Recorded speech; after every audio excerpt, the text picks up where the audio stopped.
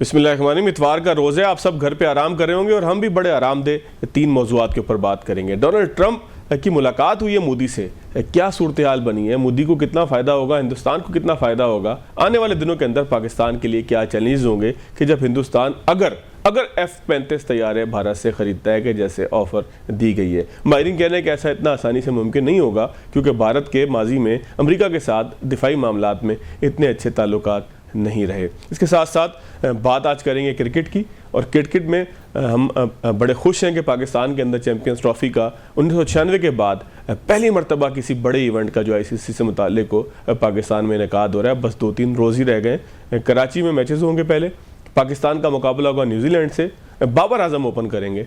देखते हैं क्या सूरत हाल बनेगी। माजिद भट्टी साहब मेरे साथ मौजूद होंगे, उनसे भी पूछेंगे और प्रोग्राम के अंदर जायज़ा लेंगे कि IMF प्रोग्राम के बाद पाकिस्तान की मईशत में डिसिप्लिन आ रहा है, वो डिसिप्लिन कितना दूररस होगा, कितना पायदार होगा, और पाकिस्तान के अंदर फ़ौरन डायरेक्ट इन्वेस्टमेंट की जो हम ख्वाहिश एक रखते हैं क्या वो पूरी भी होगी या नहीं होगी। प्रोग्राम के पहले से में बात कर लेते हैं कुछ मईशत के हवाले से। अहमद मुबीन साहब मेरे साथ मौजूद हैं, S&P ग्लोबल के ओहदेदार हैं। अहमद मुबीन साहब, बहुत शुक्रिया आपके वक्त का। सर मुबीन साहब, ये फरमाइएगा कि IMF का एक बड़ा हम देख रहे हैं कि तफसीली प्रोग्राम है, वो यहाँ पर पाकिस्तान में अदलिया से लेकर जो है वो मालियाती मामलात तक तमाम चीज़ों का जायज़ा ले चुके हैं। तो पाकिस्तान की मईशत को कहा यह जा रहा है कि इससे जो है वो एक स्टेबिलिटी मिलेगी और पाकिस्तान की मईशत जो है बाय बुक हो जाएगी और पाकिस्तान की मईशत से वो तमाम चीज़ें निकल जाएंगी कि जो मजमूई तौर पर मुल्क को कमज़ोर करने का सबब बनती हैं। तो सर, अगर देखा जाए तो क्या इसके दूररस नताइज होंगे? क्या आप समझते हैं कि मईशत पर आगे फ्यूचर में जाकर क्या असरात होने IMF के इस प्रोग्राम के? जी Fawaz, thank you very much. सबसे पहले तो for inviting to your show. आपके सवाल का मैं जवाब दूंगा कि S&P ग्लोबल मार्केट इंटेलिजेंस की असेसमेंट के मुताबिक पाकिस्तान के जो मैक्रो इकोनॉमिक इंडिकेटर्स हैं वो डेफिनेटली इम्प्रूव हुए हैं over the past year and half, साल 1.5 साल में। और उसके पीछे 3 पॉजिटिव डेवलपमेंट्स थी जिनकी वजह से ये हुआ। एक, आपका जो फिस्कल डिसिप्लिन था वो उसकी वजह से आपने अपना फिस्कल स्टांस टाइट रखा, जिसकी वजह से एक प्रूडेंस आई। सेकेंड, आपकी मॉनेटरी पॉलिसी एप्रोप्रिएट थी। जैसे हमने देखा कि पिछले 2 सालों में आपकी इन्फ्लेशन डेकेड्स हाई लेवल पे चली गई थी, उसको काउंटर करने के लिए, उसको टैकल करने के लिए आपका मॉनेटरी स्टांस टाइट रखा गया, जो कि एप्रोप्रिएट था। थर्ड, आपको कंटिन्यूड एक्सटर्नल फाइनेंसिंग की सहूलत मिली, जिसकी वजह से आपने अपनी रिपेमेंट्स जारी रखी। और इन तीनों डेवलपमेंट्स को अंडरपिन क्या करा था? आपके दोनों IMF प्रोग्राम्स। सबसे पहला जो भी रिसेंटली कंक्लूडेड आपका SBA प्रोग्राम था, जो इंटरिम था 9 मंथ्स का, और दूसरा अभी जो जारी है EFF extended fund facility programme, जो 37 मंथ्स का है, $7 बिलियन का। अब एक और फायदा जो IMF प्रोग्राम का होता है for developing country like Pakistan, उसे हम टेक्निकल टर्म्स में कहते हैं कि IMF प्रोग्राम जो है वो आपको एक सील ऑफ अप्रूवल देता है। सील ऑफ अप्रूवल से मुराद ये कि जब आप IMF की अम्ब्रेला के अंडर होंगे तो आपके जब स्टेबिलिटी आ रही होगी, आपके इकोनॉमिक रिफॉर्म्स जारी होंगे, प्रोग्रेस हो रहा होगा और स्टेबिलिटी नजर आ रही होगी, तो आपकी ग्लोबल इन्वेस्टर्स जो हैं उनका सेंटिमेंट पॉजिटिव होगा। सेकंड, आपका जो अपने बिजनेसेस हैं उनका कॉन्फिडेंस बढ़ेगा। जब स्टेबिलिटी होगी तो of course businesses perform better. Third, आपका जब रिफॉर्म्स को देखते हुए आपके जो ग्लोबल लेंडर्स हैं, बोथ आपके एग्जिस्टिंग लेंडर्स और आपके पोटेंशियल फ्यूचर लेंडर्स जिनको आप टैप कर सकते हैं अपनी फाइनेंसिंग नीड्स के लिए, उनका आपकी तरफ जो लेंस होता है मतलब वो और ऑप्टिमिस्टिक हो जाता है। वो देखते हैं कि भाई IMF प्रोग्राम में प्रोग्रेस हो रहा है और ये जारी रहेगा, तो वी विल सी कि पाकिस्तान की इकॉनमी जो है वो ऑप्टिमिस्टिक उसका आउटलुक नजर आ रही है, और उसके रिजल्ट हमें नजर भी आए। आप अगर देख लें पिछले फिस्कल ईयर 24 में आपका करंट अकाउंट डेफिसिट जो था वो 48% रिड्यूस हुआ था, ऑलमोस्ट हाफ हो गया, which is a major development. वो प्रोग्रेस आपकी कंटिन्यू हुई पहले साल, first half of the fiscal year 2025 में अगर आप देखें तो आपका करंट अकाउंट एक्चुअली सरप्लस में चला गया 1.2 बिलियन के। उसके पीछे आपके एक्सपोर्ट्स इंक्रीज हुए अराउंड 7%, और आपका सबसे बड़ा ड्राइवर था आपकी रेमिटेंसेस इनफ्लो जो है वो 33% ईयर ऑन ईयर बढ़ी है। उसके पीछे ऑफ कोर्स आपका जो आपने फॉर्मलाइजेशन एफर्ट्स की कि आपकी इनफॉर्मल जो हुंडी हवाला सिस्टम से रेमिटेंसेस आ रही थी उनको आपने रीडायरेक्ट किया बैंकिंग चैनल्स की तरफ, तो उसका भी बहुत बड़ा रोल था। और उसकी वजह से क्या हुआ कि आपके फॉरेन एक्सचेंज रिजर्व्स जो हैं वो अराउंड 1.4 टाइम्स बढ़े हैं दिस फिस्कल ईयर अलोन, और वो 11 बिलियन से ऊपर खड़े हैं इस वक्त। आप अगर फिस्कल सेक्टर को देख लें उसके साथ साथ, तो 20 साल बाद पहली दफा फिस्कल ईयर 24 में पाकिस्तान की गवर्नमेंट ने प्राइमरी फिस्कल सरप्लस देखा। प्राइमरी फिस्कल सरप्लस अगर सिंपल टर्म्स में कहूँ तो वो ये है कि अगर जो आपने इंटरेस्ट पेमेंट्स करनी है उनको अकाउंट कर लें आप, उनके अलावा आपने जितना रेवेन्यू इकट्ठा किया उससे कम आपने स्पेंड किया, तो उसकी वजह से आपका सरप्लस जमा हुआ। This was done for the first time in over 2 decades in Pakistan. तो ये एक बहुत मेजर डेवलपमेंट। तो अहमद मुबीन साहब, आप कह रहे हैं कि एक पॉजिटिव जो है वो पाकिस्तान जो है वो पॉजिटिव ग्रोथ की तरफ जा रहा है। अगर इतनी पॉजिटिव है तो क्या हम वज़ीर ख़जाना और वज़ीर-ए-आज़म पाकिस्तान के इन बयानात को दुरुस्त समझ सकते हैं कि जहां वो ये दावा करते हैं, ख्वाहिश का इज़हार करते हैं कि ये पाकिस्तान का आखिरी IMF प्रोग्राम होगा, तो क्या अब हम उस साइड लीड करना शुरू हो गए? जी देखें, IMF के प्रोग्राम के अंदर प्रोग्रेस बिल्कुल आई है, लेकिन आपका जो एक्सटर्नल और फिजिकल सेक्टर आउटलुक है वो चैलेंजिंग है अभी भी। इस चीज़ को मद्देनजर रखना होगा कि आपकी external debt repayments medium term में जो हमारी प्रोजेक्शंस के मुताबिक वो एलिवेटेड ही रहेंगी। वो तकरीबन 4% ऑफ GDP आपका हर साल आपको चाहिए होगा अपनी एक्सटर्नल डेट को रीपे करने के लिए। आपकी ग्रॉस फाइनेंसिंग नीड्स जो हैं वो अराउंड 26 से 27 बिलियन डॉलर्स के अराउंड होंगी एवरी ईयर। तो उसके लिए आपको फिस्कल स्टेबिलिटी चाहिए होगी, और जो रिफॉर्म्स आपने इंट्रोड्यूस किए हैं उसको कंटिन्यू रखना पड़ेगा। सेकेंड, आपके जो सबसे बड़ा जो चैलेंज है वो किसी भी इकोनॉमी का, और जो बेस्ट प्रैक्टिस है टुवर्ड्स लॉन्ग टर्म सस्टेनेबिलिटी, वो ये कि आपके जो स्ट्रक्चरल इश्यूज हैं उसको आप टैकल करें। पाकिस्तान में स्ट्रक्चरल इश्यूज इस वक्त क्या है? आपकी टैक्स बेस, अगर फिस्कल सेक्टर पे देख लें, टैक्स बेस आपकी बहुत नैरो है। आपका tax to GDP ratio 9 to 10% of GDP है, विच इज वेरी लो। और उसकी वजह से क्या होता है कि आपका जो हैवी वेट सेक्टर्स हैं आपके GDP में जिनका कंट्रीब्यूशन सबसे ज्यादा है, एग्रीकल्चर हो गया, रिटेल सेक्टर हो गया, आपके रियल एस्टेट हो गया, होलसेल ट्रेडर्स हो गए, वो सब की जो टैक्स में कंट्रीब्यूशन है वर्सेस जो GDP में कंट्रीब्यूशन है उनका कंपैरिजन नहीं है। वो क्योंकि ज्यादातर शेडो इकोनॉमी या इनफॉर्मल इकोनॉमी का हिस्सा है, तो आप टैक्स बेस को ब्रॉडन करने के लिए आपको उनको टैक्स ब्रैकेट में लाना होगा, और जब तक वो अंडर टैक्स या अनटैक्स रहेंगे आपका टैक्स बेस वाइड नहीं हो सकते। और उसका सेकेंड इम्पैक्ट क्या होगा कि आपकी बिकॉज टैक्स बेस नैरो रही है हिस्टोरिकली, तो आपकी डिपेंडेंस इनडायरेक्ट टैक्सेस पे ज्यादा हो गई। वो उसको काउंटर करने की जरूरत है गवर्नमेंट को, and that can also only happen जब आपकी टैक्स बेस बढ़े और आपकी डायरेक्ट टैक्सेशन ज्यादा हो। अहमद मुबीन साहब, आपकी जो गुफ्तगू है मैं उससे ये फील कर रहा हूँ कि जो गवर्नमेंट की ख्वाहिश है, बड़े तवील अरसे से गवर्नमेंट क्या और रियासत की ख्वाहिश है कि हम रिफॉर्म्स की तरफ जाएँ, मईशत को जो है वो डॉक्यूमेंटेड करें, टैक्स बेस को जो है वो बढ़ाएं, तो क्या मैं इस गुफ्तगू से ये नतीजा अखज़ कर सकता हूँ कि ठीक है कि जो 100% अचीवमेंट्स होनी चाहिए थी शायद वो ना हो, लेकिन हम रास्ता ठीक ले चुके हैं, जिस रोड के ऊपर हमने जाना था वहाँ जो है वो उस रोड की तरफ हम चले जा चुके हैं कि जिसने मंजिल की तरफ जाना होता है, या बजाय इसके कि पीछे की तरफ जाए? जी बिल्कुल, देखें अगर आप IMF के प्रोग्राम को देख लें, उसकी वर्डिंग देखें, आप जो भी रिसेंटली बजट आया था फिस्कल ईयर का उसको देख लें, तो उसके मुताबिक तो बिल्कुल डायरेक्शन लग रही है कि टैक्स बेस को ब्रॉड करना is a priority of the government. आपका एग्रीकल्चर सेक्टर को वो टारगेट कर रहे हैं थ्रू लेजिस्लेटिव रिफॉर्म्स, ठीक है, ताकि उनको उनकी टैक्सेशन की कंट्रीब्यूशन बढ़ी जाए। आपके रिटेल सेक्टर और होलसेल ट्रेडर्स को भी टारगेट किया जा रहा है कि उनसे टैक्स कंट्रीब्यूशन इंक्रीज हो। So overall all signs are pointing towards progress, लेकिन की हमेशा किसी भी इमर्जिंग मार्केट के लिए क्या होगी? रिफॉर्म्स की कंटिन्यूटी, पॉलिसी की कंटिन्यूटी। अगर ये कंटिन्यू रहता है, और of course another thing that I would like to highlight कि इसमें टैक्स बेस को बढ़ाने के लिए प्रोविंशियल रेवेन्यू जनरेशन, सूबाई जो आपके रेवेन्यू जनरेशन है वो हिस्टोरिकली बहुत वीक रहे, तो उसका एक स्पिल ओवर इफेक्ट क्या आता है कि वो आपके फेडरल रेवेन्यूज के ऊपर उनकी डिपेंडेंस बढ़ जाती है। तो देयर शुड बी रिफॉर्म्स के सूबों की जो रेवेन्यू जनरेशन है वो स्ट्रेंथन हो। अगर ये तीनों चीजें कंटिन्यू की जाती हैं तो बिल्कुल आपको टैक्स बेस जो है वो इम्प्रूव होती हुई नजर आएगी, ग्रेजुअली ऑफ कोर्स, लेकिन definitely on the positive side. बहुत शुक्रिया अहमद मुबीन साहब, बड़ी अच्छी बात के साथ हम आपके साथ गुफ्तगू का इख्तिताम कर रहे हैं कि पाकिस्तान कम से कम प्रोग्रेस की तरफ तो जा रहा है, कोई टनल की दूसरी साइड पर कोई लाइट तो हमें दिखाई दे रही है। नाज़रीन, एक ब्रेक लेते हैं, ब्रेक के बाद आएंगे तो ज़रा इंटरनेशनल मामलात का जायज़ा लेंगे। डॉक्टर कमर चीमा हमारे साथ मौजूद होंगे।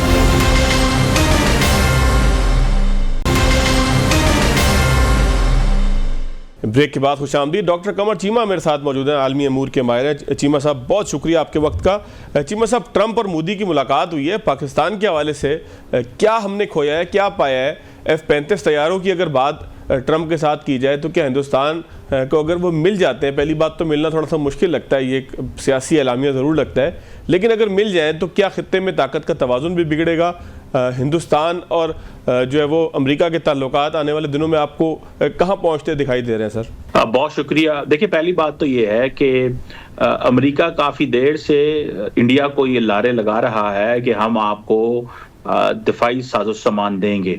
इस सिलसिले में मैं आपको बताता चलूं कि पिछले कुछ अरसों के अंदर इंडिया ने तकरीबन $20 अरब का वेपन्स भी अमेरिका से खरीदा है और मजीद भी खरीद रहे हैं। लेकिन क्वेश्चन ये आ रहा है कि अमेरिका जो कटिंग एज टेक्नोलॉजी है अपनी, वो नहीं इंडिया को देना चाहता। जो F-35 के हवाले से जब डोनाल्ड ट्रंप ने पहली टेलीफोनिक कन्वर्सेशन नरेंद्र मोदी से की तो तब भी कहा कि हम मिलिट्री सेल्स करना चाहते हैं, और अब भी उन्होंने कहा है कि हम वेपन्स भेजना चाहते हैं। सवाल ये है कि जो पॉलिटिकल फैसला है वो तो जारी बात है व्हाइट हाउस करेगा, लेकिन जब पेंटागन या डिफेंस डिपार्टमेंट अपनी इनपुट देंगे तो उसमें उन्होंने ये फैसला करना है कि अगर F-35 देते हैं तो उसकी क्या कॉस्ट होगी, उसकी स्ट्रेटेजिक इम्प्लीकेशंस क्या हो सकती हैं। क्योंकि इंडिया का प्रॉब्लम यह है कि इंडिया कहता है कि मुझे वो टेक्नोलॉजी दी जाए, मुझे टेक्नोलॉजी ट्रांसफर करें। अमेरिकन टेक्नोलॉजी ट्रांसफर नहीं करते, जबकि रशिया जो है उसके Su-57 ऐसे जहाज हैं जो कि F-35 से सस्ते भी हैं और वो टेक्नोलॉजी ट्रांसफर करने को भी तैयार हैं। लेकिन अगर ये नरेंद्र मोदी करता है तो अमेरिका इससे नाराज भी हो जाएगा, क्योंकि इससे पहले भी इंडिया रशिया से S-400 मिसाइल सिस्टम ले चुका है, जिसके लिए अमेरिका ने बाकायदा अपने कवानीन के अंदर इंडिया को रिलैक्सेशन दी हुई है। तो क्या ट्रंप अलाउ करेगा कि American F-35 stealth fighter jet छोड़ के इंडिया जो है वो रशियन फाइटर जेट ले? मेरा ख्याल है कि ये मुश्किल काम है। इंडिया को इसमें पेंटागन अलाउ नहीं करेगा, और अगर रशिया के पास जाते हैं तो तब अमेरिकन वैसे नहीं अलाउ करेंगे। लेकिन इंडिया अदरवाइज चाहता यह है कि उसके जो तेजास फाइटर जेट्स हैं उनके लिए जनरल इलेक्ट्रिक जो इंजन देना चाहता है वो जल्दी दे, जिसकी वजह से इंडियन एयर चीफ जो है वो बड़े गुस्से में है। इंडियन एयर चीफ ने मीडिया पे आके खिताब किया और बातें की कि हम लोग जो है वो नाकाम हुए, हमारा जो हिंदुस्तान एरोनॉटिक्स लिमिटेड है वो कुछ नहीं कर सका, बाहर से जहाज नहीं आ रहे। तो वो एक थोड़ी सी मुश्किल में नजर आते हैं, क्योंकि वो उनको ये भी बताया जाता है कि उनका मुकाबला चाइना से है। लेकिन अमेरिकन कंसर्न है कि इंडिया की जो पॉलिसी है, पॉलिसी ऑफ स्ट्रेटेजिक इकोनॉमी, उसकी बुनियाद के बेस के ऊपर अमेरिकन ये समझते हैं कि अगर हमने इंडिया को ये सब कुछ देना शुरू कर दिया, मिलिट्री सेल्स करनी शुरू कर दी, तो शायद इंडिया जो है वो उसकी डिपेंडेंस हम पे खत्म हो। लेकिन वो डिपेंडेंस भी रखना चाहते हैं और अपनी रेलेवेंस भी रखना चाहते हैं। तो मुश्किल फैसले हैं इस हवाले से। लेकिन आपका जो सवाल था उसमें जो पहला पॉइंट था कि खित्ते में अदम तवाज़ुन होगा, बिल्कुल होगा। और इस सिलसिले में पाकिस्तान बड़ी देर से बात कर चुका है कि अरबों डॉलर का असला दिया जा चुका है। कश्मीर एक ऑलरेडी न्यूक्लियर फ्लैश पॉइंट है। दोनों मुल्कों की जो है वो कई जंगें भी हो चुकी हैं। तो अगर इतने बड़े पैमाने पे असला दिया जाता है इंडिया को, तो पाकिस्तान भी जारी बात है अपनी प्रेपरेशंस जारी रखेगा। सो आई थिंक ये एक खतरे की घंटी है। वैसे चीमा साहब, अगर आप ट्रंप का जो दौरा था, ये मोदी का जो दौरा था, ट्रंप से मुलाकात हुई, उसके बाद एक एलामिया जारी हुआ, उसमें ज़बरदस्ती पाकिस्तान को जो वो डाला गया, पाकिस्तान ने नाराज़गी का भी इज़हार किया, उसके ऊपर जो है वो हमारे फॉरेन डिपार्टमेंट का बयान भी आया है। तो अगर एक गैर बाइस्ड आदमी की हैसियत से आप इसको देखें, यानी कि बगैर किसी तासुब के आप इस दौरे को देखें, तो इंडिया के अंदर तो तनकीद हो रही है कि मोदी को मिला कुछ नहीं है, सिर्फ एक लॉलीपॉप दे दिया ट्रंप ने। पाकिस्तान में बैठ के अगर आप गैर जानिबदार तबसरा करें तो आपको क्या लगता है सर? देखिए, बात यह है कि वो जो खतरा था ना इंडिया को, खतरा ये था कि हमारे सामने बैठ के कोई टैरिफ्स लगाएंगे या हमें कोई मुश्किल में पैदा कर देंगे, जिस तरह बाकी दुनिया की लीडरशिप जा रही है उनके साथ किया है। तो वो खतरा तो उनका किसी हद तक टल गया। लेकिन नरेंद्र मोदी ने तारीफें बड़ी की हैं डोनाल्ड ट्रंप की, जिसकी वजह से, और इंडिया के मीडिया की भी बड़ी इंसल्ट की है उन्होंने। और वो इस तरह कि जब इंडियन मीडिया अपने हिंदी एक्सेंट में इंग्लिश बोलते थे तो वहां पे बड़ी इंसल्ट करते थे ट्रंप और कहते थे मुझे इस एक्सेंट की समझ नहीं आती। वो कई दफा ट्रंप से सवाल करते थे, समझ नहीं आती। तो ट्रंप ने ओवरऑल डेलीगेशन की इंसल्ट की है किसी ना किसी तरीके से, जो उनका एक तरीकाकार होता है। लेकिन अगर ओवरऑल देखा जाए तो कोई इतना लंबा चौड़ा सेटबैक नहीं हुआ। हाँ, पाकिस्तान के हवाले से अगर आप देखें तो आपको पता है ये इंडिया की पॉलिसी है। पॉलिसी ये है कि दुनिया के जिस मुल्क में भी जाएंगे उन्होंने अब पाकिस्तान का जिक्र करना है और उसको कहना है जी वहां पे दहशतगर्दी। हम तो दहशतगर्दी से मुतासर हैं। कब हो रही है इंडिया के अंदर दहशतगर्दी? कब कश्मीर के अंदर? कब इंडिया के मेन स्ट्रीम जो है वो एक वाकया 2008 में हुआ, एक वाकया 2016 में हुआ है, और वहां पे जो लोकल मुजाहिदीन है, जो लोकल लोग हैं जिनकी जमीनों पे कब्जे किए हैं, जिस कश्मीर पे कब्जा किया है, वो लोग गुस्से में हैं। वो अपनी अगर कोई गुस्सा उतारते हैं तो ये पाकिस्तान का तो उसमें कोई कसूर नहीं है। हम तो सिर्फ diplomatic, political and morally Kashmir की सपोर्ट कर रहे हैं। सो लगता ये है, जो चीज मैं देख रहा हूं वो ये है कि नरेंद्र मोदी ने ये कोशिश की कि पाकिस्तान को अमेरिका में टेररिज्म और इस एंगल से देखा जाए। सवाल ये पैदा होता है कि इतनी बड़ी डेवलपमेंट हुई, पाकिस्तान की लीडरशिप क्यों नहीं बोली? क्यों पाकिस्तान के फॉरेन मिनिस्टर और पाकिस्तान के defence minister and prime minister के मुंह से एक लफ्ज नहीं निकला? फॉरेन ऑफिस की स्टेटमेंट आ गई। भाई क्यों इंडिया की ये जरूरत है कि वो जहां जाता है दुनिया में बात करता है आपके हवाले से? हमने तो कुर्बानियां दी हैं दहशतगर्दी की जंग में, हम तो आज भी कुर्बानियां दे रहे हैं। जो असला अफगानिस्तान में रह गया, आज भी उस असले से पाकिस्तान के जो फौजी हैं उनकी शहादतें हो रही है, क्योंकि दहशतगर्द जमातें टीटीपी और अफगान तालिबान उसको इस्तेमाल कर रहे हैं। मेरा ख्याल है कि हमें अपना केस लड़ना नहीं आता, हमें अपनी कहानी सुनानी नहीं आती, हमें अपनी बात करनी नहीं आती। हम हमारे पास जुल्म हुआ, हमारी इकोनॉमी रुकी, सब कुछ हुआ, इसके बावजूद आज हम जो है वो हम पे ही क्वेश्चन उंगलियां उठ रही हैं। बल्कि चीमा साहब, कल तो अक़वाम मुत्तहिदा की रिपोर्ट भी आ गई है, कल तो अक़वाम मुत्तहिदा की रिपोर्ट भी आ गई है कि अफगानिस्तान के जो अफगान तालिबान है वो मदद करते हैं टीटीपी की। सर चीमा साहब, एक इंडिया के हवाले से चूंकि हम बात कर रहे हैं, मौजूद फिर कहीं और निकल जाएगा, तो इसी पे स्टिक रहते हैं। सर ट्रंप जो है वो रेसिप्रोकल टैरिफ लगाना चाहता है हिंदुस्तान पे। वो कहते हैं कि जी हम जब आपको चीज़ भेजते हैं तो आप कहते हैं कि लोकलाइजेशन करें और उसके ऊपर ठीक ठाक टैक्स लगाते हैं। आपसे जब हम चीज़ें लेते हैं तो उसका कोई टैरिफ ही नहीं होता, कोई वो नहीं होता। ट्रंप ने बिठा के मोदी को ये कहा है कि रेसिप्रोकल टैरिफ हम लगाएंगे। तो रेसिप्रोकल टैरिफ क्या पॉसिबल होगा हिंदुस्तान जैसी मईशत के ऊपर, इतने बड़े मुल्क के ऊपर, और फिर पाकिस्तान तक भी बात आ सकती है इसकी? देखिए, पहली बात तो ये है कि मैं ये समझता हूं कि रेसिप्रोकल टैरिफ उन मुल्कों में वो ट्रंप लगाना चाहते हैं जिन मुल्कों में वो समझते हैं कि जो बैलेंस ऑफ ट्रेड है वो दूसरे मुल्क की तरफ भारी है। मिसाल के तौर पे कनाडा को देख लें, चाइना को देख लें, इंडिया को देख लें। तो ये ममालिक हैं जो अरबों डॉलर कमा रहे हैं अमेरिका से। तो डोनाल्ड ट्रंप जो है वो इस हवाले से वो बड़े केयरफुल हैं, कंसर्न्ड हैं। वो कहते हैं नहीं, ये हमसे फायदा उठाते हैं, हमें अपने इस पे टैरिफ्स लगाने चाहिए। लेकिन उन टैरिफ लगाने का नुकसान ही हुआ उनको। उसकी वजह यह है कि देखिए, कनाडा जैसा मुल्क, अभी कल ही कनाडा की foreign minister Munich security conference पे ये कह रही थी कि अगर हमारे जैसा मुल्क जिसका 5000 किलोमीटर लंबा बॉर्डर है वो मुश्किल में है तो बाकी मुल्कों की क्या पोजीशन होगी। लेकिन फिर टैरिफ को सस्पेंड किया। मेरा ख्याल है कि ट्रंप इंडिया हो, चाइना हो, अमेरिका, कनाडा हो, हर मुल्क के ऊपर टैरिफ लगाना चाहते हैं, लेकिन उनको इस चीज का पता नहीं है कि उसका जो अपना जो नुकसान है वो अपने ही कंज्यूमर के ऊपर होगा, जिसकी वजह से फिर वो सस्पेंड भी कर देते हैं। वो मेरा ख्याल है इसको एज ए बार्गेनिंग चिप इस्तेमाल करना चाहते हैं। और इंडिया, आपको पता है, पहले ही डर गया। इंडिया ने जो हार्ले डेविडसन है और जो मोटरसाइकिल और बहुत सारी चीजों के ऊपर जो टैरिफ्स है वो कम कर दिए कि पता नहीं हमारे साथ क्या होगा। तो वो जब ट्रंप, मोदी साहब जाना चाहते थे ट्रंप से मिलने और पहले ही टैरिफ कम कर दिए ताकि इंडिया, अमेरिकन जरा खुश हो जाएंगे। तो मेरा ख्याल है कि उनका ख्याल ये है, वो इंडियंस कहते हैं कि बेसिकली ट्रंप ये ऐसा सवाल है जो आउट ऑफ सिलेबस आ गया है और उनको समझ नहीं आ रही कि अब हमने ट्रंप से डील कैसे करना है। उसका उनकी वजह यही है कि वो स्टेप बाय स्टेप इंगेज करना चाहते हैं, लेकिन ट्रंप जो है वो फैसला वही करेगा जो उसके मुल्क में मुफाद में है। और मेरा ख्याल है कि ये जो बैलेंस ऑफ ट्रेड इंडिया को फायदा हो रहा है ये ट्रंप के टेन्योर के बाद खत्म हो जाएगा, या कम से कम इसमें फर्क जरूर पड़ेगा। बहुत शुक्रिया डॉक्टर कमर चीमा साहब मेरे साथ मौजूद थे। नाज़रीन, एक ब्रेक लेते हैं। ब्रेक के बाद जब आएंगे तो क्रिकेट पर बात करेंगे। पाकिस्तान में चैंपियंस ट्रॉफी जो वो इनेकाद उसका हो रहा है, एक खुशी का एक मौका है। इतने बड़ा एक 1996 के बाद पहली मरतबा पाकिस्तान में कोई आईसीसी का इवेंट आया है, क्या तैयारियां हैं उसकी, और फिर पाकिस्तानी टीम किन मुश्किलात का शिकार है। ब्रेक के बाद करेंगे। माजिद भट्टी साहब हमारे साथ मौजूद होंगे, उनसे सवालात। ब्रेक के बाद खुशामदीद। मेरे साथ मौजूद है अब्दुल माजिद भट्टी साहब। बात करेंगे क्रिकेट पे, क्योंकि पाकिस्तान में इस वक्त क्रिकेट का बुखार कह लें या क्रिकेट का एक माहौल है। एक बड़ा इवेंट 1996 के बाद पहली मरतबा पाकिस्तान आ रहा है, आईसीसी का कोई इवेंट है। भट्टी साहब बहुत शुक्रिया आपके वक्त का। भट्टी साहब आपने कई वर्ल्ड कप कवर किए हैं, 1996 का वर्ल्ड कप भी कवर किया, 1987 का भी कवर किया जो पाकिस्तान में हुआ, और वैसे दुनिया भर में इवेंट्स आपने कवर किए हैं।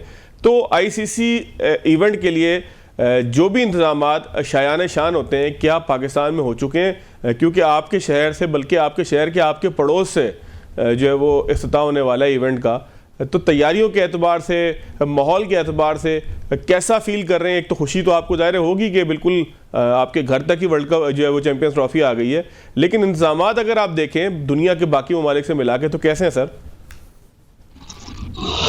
देखें फवाद भाई, सबसे पहले तो बहुत शुक्रिया आपका कि आपने एक बार फिर हमें इस काबिल समझा अपने प्रोग्राम के। देखिए, अगर आप मुझसे भट्टी साहब आप गुरु हैं, आप गुरु हैं, क्रिकेट के अंदर जर्नलिज्म के गुरु हैं, स्पोर्ट्स जर्नलिज्म के गुरु हैं आप। हमारी खुशनसीबी है कि आप हमारे साथ हैं सर। चलें, बड़ी मेहरबानी। देखिए, अगर एक महीने पहले आप मुझसे पूछते तो मैं भी काफी रिलेक्टेंट था और लग ऐसे रहा था कि पता नहीं लाहौर और कराची के ग्राउंड तैयार हो सकेंगे या नहीं हो सकेंगे। अभी मुझे नेशनल स्टेडियम लास्ट वीक में 6-7 दफा जाने का इत्तेफाक हुआ। 3 मैचेस भी हमने ट्रायंगुलर सीरीज के कवर किए। तो मेरे ख्याल में अब थोड़ी देर पहले जो मैं कुछ विजुअल आ रहे हैं, क्योंकि इस वक्त भी नेशनल स्टेडियम में अफगानिस्तान और न्यूजीलैंड का वार्म अप मैच चल रहा है और साउथ अफ्रीका की टीम बाहर प्रैक्टिस कर रही है नेशनल स्टेडियम के बाहर जो ओवल ग्राउंड है, और शाम को पाकिस्तान टीम ने भी प्रैक्टिस करना है। तो मेरे ख्याल में बिल्कुल इंटरनेशनल स्टैंडर्ड के शायान शान इंतजामात हैं, और पाकिस्तान क्रिकेट बोर्ड को क्रेडिट देना पड़ेगा, हमारी सिक्योरिटी एजेंसीज को बहुत क्रेडिट देना पड़ेगा कि जाहिर जो इस वक्त मुल्क में लॉ एंड ऑर्डर की सिचुएशन है उसके हिसाब से हमने अभी, चूंकि ये जो ट्रायंगुलर सीरीज थी फवाद साहब, ये समझ ले कि इस आईसीसी चैंपियंस ट्रॉफी की ड्रेस रिहर्सल थी। चाहे मीडिया के प्रोटोकॉल्स हो, चाहे तमाशाइयों के प्रोटोकॉल्स हो, वही प्रोटोकॉल्स अपनाए गए जो चैंपियंस ट्रॉफी में अपनाए जाएंगे। तो मेरे ख्याल में काफी अच्छे और मुनासिब इंतजामात हैं। और जाहिर है अब हमारे कुछ लोग शिकवा करते हैं कि कराची जैसे शहर में जहाँ नेशनल स्टेडियम के पास 2 बड़े अस्पताल हैं और शाम के वक्त स्टेडियम रोड पर ट्रैफिक भी जरा ज्यादा होता है, तो थोड़ी सी तो देखें उनको तकलीफ होगी, लेकिन ओवरऑल मेरा ख्याल में बड़े जबरदस्त इंतजामात हैं। बस अब बुध के दिन का इंतजार है जब पाकिस्तान न्यूजीलैंड का पहला मैच होगा और पहली गेंद खेल की जाएगी। और थोड़ा सा आप कंसर्न देखें, इंतजामात के हवाले से इतना कंसर्न नहीं है, पाकिस्तान टीम के हवाले से थोड़ी सी। मैं भट्टी साहब उसके ऊपर आ रहा हूँ, भट्टी साहब मैं पाकिस्तानी टीम के ऊपर आ रहा हूँ, लेकिन एक सवाल ये बनता है कि नेशनल स्टेडियम के अंदर मैचेस तो अरसे से अब हो रहे हैं। मुझे याद है कि स्टार्ट बल्कि पाकिस्तान में जब इंटरनेशनल क्रिकेट का हुआ, मेरे ख्याल है वेस्ट इंडीज़ की टीम आई थी हमारे पास, इसके बाद दोबारा से आगाज़ हुआ, लेकिन सर तमाशा ही नहीं आते कराची के अंदर। भट्टी साहब आपके शहर में तमाशा ही नहीं आते। देखिए फवाद साहब, आप भी इस शहर में ही रहते हैं, तो हमारे इस शहर के डायनेमिक्स पाकिस्तान के दूसरे शहरों से जरा मुख्तलिफ है। हमारे यहाँ लोग, अब जिस तरह आज संडे का दिन है, लेट सो के उठते हैं, अचानक 4 बजे आप देखेंगे सड़कों पर ट्रैफिक जैम हो जाएगा। और मैचेस भी हमारे यहाँ लोग वो चूज करते हैं जो बड़े मैचेस हो। अब मुझे लग रहा है कि जो बुध को मैच होगा पाकिस्तान न्यूजीलैंड का, उसमें मुझे लग रहा है कि फुल हाउस होगा, लेकिन थोड़ा सा मेरे ख्याल में पीसीबी को भी फैसिलिटेट कर रहा है, मजीद फैसिलिटेशन की जरूरत है। अब जिस तरह अभी जो ट्रायंगुलर सीरीज थी, एक जो कबाब रोल था वो 300 रुपए का बिक रहा था। अब एक आदमी जो महंगे टिकट खरीद के आ रहा है, लंबी लाइनों में लगकर बड़ी मुश्किल से अपनी सीट पर पहुंचा, उसके बाद खाने की चीजें भी उसको अगर महंगी मिले, तो मेरे ख्याल में अगर घरों से लोगों को खाने पीने की चीजें अलाउ कर दे, थोड़ा सा शटल सर्विस का भी अगर लोगों को मसला रहता है, क्योंकि स्टेडियम के बाहर से रात के वक्त अब रक्षा टैक्सी मिल जाते हैं, लेकिन क्योंकि उनको पता है कि अब इन्होंने घरों को पहुंचना है, हमारे यहाँ थोड़ा लूट मार का भी सिलसिला कराची में है, तो लोग फिर जो रक्शे टैक्सी वाले हैं वो मुंह मांगी कीमतें मांगते हैं। बट साहब एक्साइटमेंट तो है, जिस तरह एक्साइटमेंट है कराची में कोई चैंपियंस ट्रॉफी के हवाले से? देखिए, अगर आप शारा फैसल पे चले जाएं या स्टेडियम के सामने से गुजरे या आप टीवी चैनल्स भी हम 2-3 दिन से देख रहे हैं, हर कमर्शियल जो है वो चैंपियंस ट्रॉफी से रिलेटेड है। तो पब्लिक में एक्साइटमेंट है, पब्लिक बात भी कर रही है, लेकिन वही बात है, बात करते करते पब्लिक फिर आ जाती है, यार देखे 26 साल बाद पाकिस्तान में तो टूर्नामेंट हो रहा है, तो हम कहाँ फिनिश करेंगे? तो इसका जवाब तो या तो मोहसिन अच्छा बटी साहब, अब वही सवाल जो है ना, वही सवाल जिसकी तरफ आप आ रहे थे, मैं खुद कर देता हूं आपसे। बटी साहब, न्यूजीलैंड के साथ ही मैच है जिससे हम फाइनल भी आ रहे हैं, जिससे हम पहला मैच भी आ रहे हैं ट्राई सीरीज का। तो न्यूजीलैंड बहुत बड़ा चैलेंज बन गया है पाकिस्तान के लिए। हम नहीं समझ पा रहे न्यूजीलैंड की क्रिकेट को, हालांकि न्यूजीलैंड के खिलाफ तो हमारे रिकॉर्ड बड़े अच्छे हैं। 99 का सेमीफाइनल भी हराया, 92 का भी सेमीफाइनल हराया। इंजमाम तो जब न्यूजीलैंड के खिलाफ खड़े होते थे तो उन्होंने ट्रिपल सेंचुरी भी उन्होंने न्यूजीलैंड के खिलाफ ही की। बड़ा पाकिस्तान का अच्छा रिकॉर्ड है न्यूजीलैंड के खिलाफ, तो अभी क्यों हम घबरा रहे हैं इतना? देखिए, अगर रिसेंट न्यूजीलैंड की टीम को फवाद भाई हम देखें तो ये टीम मेरे ख्याल में एक कंप्लीट पैकेज है, जिसमें बैट्समैन भी वर्ल्ड क्लास है, ऑलराउंडर्स भी एक से बढ़कर एक है, फास्ट बॉलर भी जबरदस्त है। फिर वो लेगेसी जो पाकिस्तान में थी, स्पिन बॉलिंग की लेगेसी, आज उसमें न्यूजीलैंड की टीम डोमिनेट कर रही है। अभी जो लास्ट हम फाइनल खेले 2 दिन पहले, हमारे बैट्समैनों ने 103 डॉट बॉलें खेली है। तो मतलब वनडे क्रिकेट में 103 डॉट बॉलें खेलकर आप न्यूजीलैंड जैसी टीम को हरा नहीं सकते। अगर फौज भाई आप न्यूजीलैंड कभी जाए, जो उनका सबसे बड़ा शहर है ऑकलैंड, उसकी 50,000 की पॉपुलेशन है, लेकिन आप देखें क्या जबरदस्त टैलेंट वहां से निकल रहा है। हमारी 25-26 करोड़ की आबादी है, हमारे पास टैलेंट है, लेकिन मेरे ख्याल में थोड़ा हम लाइकिंग डिसलाइकिंग पे भी जा रहे हैं, थोड़ा सा हम हार्ड लाइन कुछ प्लेयर्स के बारे में ले रहे हैं। मेरे ख्याल में इससे बेहतर टीम सिलेक्ट हो सकती थी, लेकिन बहरहाल अब आकिब जावेद कहते हैं कि जी हम ताजा दम हैं, हम सरप्राइज देंगे। आपने ग्रुप मैच और फाइनल की बात की, चैंपियंस ट्रॉफी की हिस्ट्री भी अगर आप देख लें तो चैंपियंस ट्रॉफी में 3 बार पाकिस्तान न्यूजीलैंड आमने सामने आए हैं, तीनों बार न्यूजीलैंड जीता है। लेकिन क्रिकेट में रिकॉर्ड बनते भी हैं, रिकॉर्ड टूटते भी हैं, तो उम्मीद तो यही है और एज ए पाकिस्तानी मेरी ख्वाहिश भी है कि बुध के दिन पाकिस्तान जो है वो न्यूजीलैंड को सरप्राइज करे, ताकि जो असल मैच है अगले संडे को पाकिस्तान इंडिया मैच, वहां सारा प्रेशर इंडिया पर भी बिल्ड हो जाए। और क्या